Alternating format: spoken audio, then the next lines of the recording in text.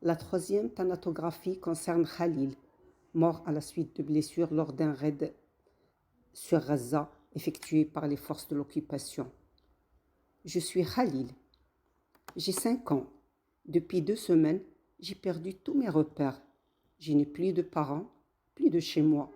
Notre immeuble s'est écroulé suite à un bombardement nocturne effectué par les forces de l'occupation. Je suffoque sous les décombres. Je n'entends plus les appels de mes parents et je perds conscience. Je me réveille à l'hôpital où les médecins essayent de panser ma blessure, particulièrement celle de ma jambe éclatée en lambeaux. C'est une véritable torture. J'ai perdu conscience et cette fois-ci j'ai fait le voyage sans retour avec le regret d'avoir causé de la peine à mon frère Khalid, qui se retrouve sans famille, sans lieu d'accueil. Khalid m'a cherché longtemps parmi les cadavres pour m'en faire ses adieux. Ses appels étouffés par les larmes me fondent le cœur.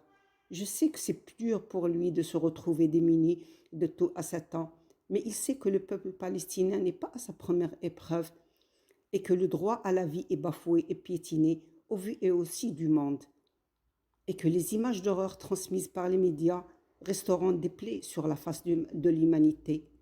J'ai appris à mes dépens que toute morale et toute éthique s'est ensevelie dans nos décombres et agonise chaque jour dans nos hôpitaux qui s'effondrent, et l'aide humanitaire bloquée aux frontières de Gaza, qui connaît une barbarie qu'on croyait révolue.